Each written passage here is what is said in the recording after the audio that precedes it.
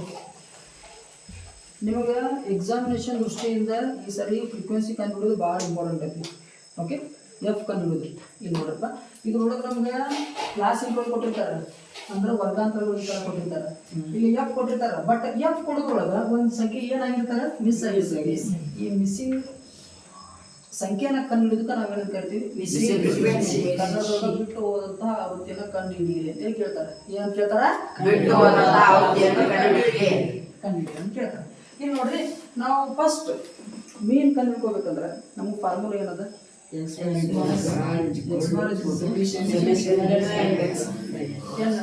ಹೌದಾ. ನಮ್ಗಿಲ್ಲ ಎಫ್ ಐತಿ, ಬಟ್ ಏನ್ ಬೇಕು ನಮ್ಗೆ ಇವಾಗ, ಎಕ್ಸ್ ಕಂಡುಹಿಡ್ಕೊಳ್ಳೋದು.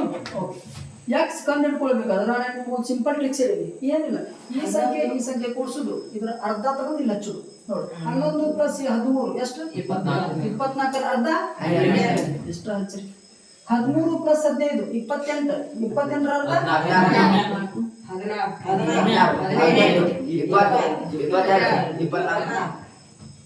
ಇವು ಎರಡು ಸಂಖ್ಯೆ ಬರ್ಕೊಂಡ್ರೆ ಅಂದ್ರೆ ನಿಮ್ಗೆ ಗೊತ್ತಾಗ್ತದೆ, ಓ ಯಾರು ಇದ್ರಿಂದ ಯಾರು ಜಾಸ್ತಿ ಆಗಿದೆ, ನೆಕ್ಸ್ಟ್ ಇದಕ್ಕಿದ್ರೆ ಯಾರು ಜಾಸ್ತಿ ಆಗ್ಬೇಕು, ಯಾರು ಜಾಸ್ತಿ ಅರ್ಥ ಆಯ್ತು. ಓಕೆ, ಇವಾಗ ಏನ್ ಮಾಡ್ಕೊಂಡು ನಾವು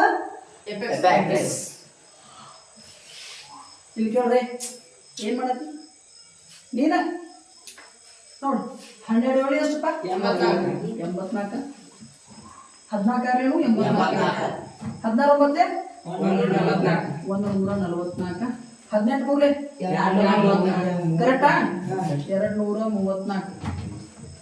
ಇಲ್ಲೇ 20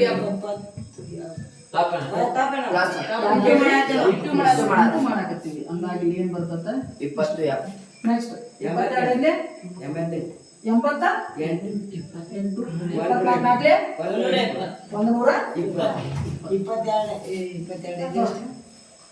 24 ಎಷ್ಟಪ್ಪ,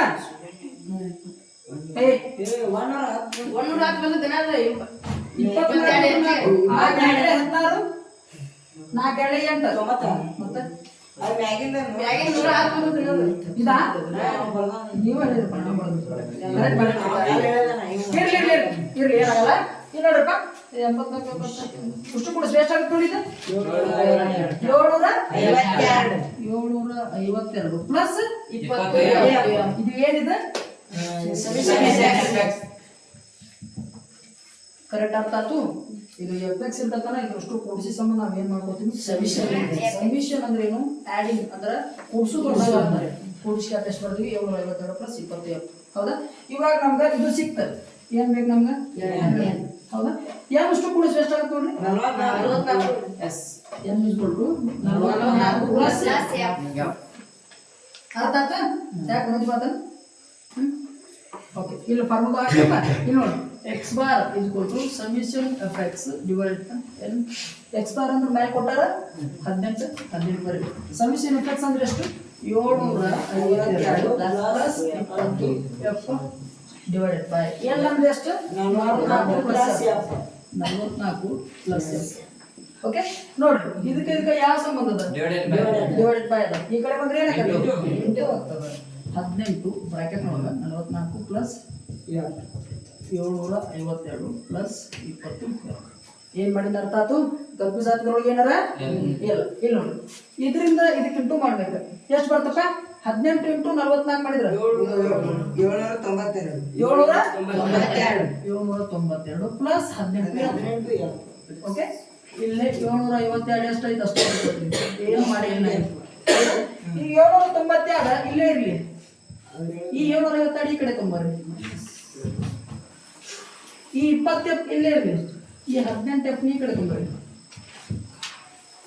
ಅರ್ಥ ನಾ ಏನ್ ಮಾಡಿದ್ನ ಅಂತೇಳಿ, ಪ್ಲಸ್ ಇದ್ದು ಈ ಸೈಡ್ ಹೋದ್ರೆ ಮೈನಸ್ ಆಗತ್ತೆ, ಮೈನಸ್ ಇದ್ದು ಈ ಸೈಡ್ ಬಂದ್ರೆ ಪ್ಲಸ್ ಆಗತ್ತೆ, ಇಂಟು ಈ ಸೈಡ್ ಹೋದ್ರೆ ಡಿವೈಡ್ ಆಗತ್ತೆ, ಡಿವೈಡ್ ಈ ಸೈಡ್ ಬಂದ್ರೆ ಇಂಟು ಆಗತ್ತೆ.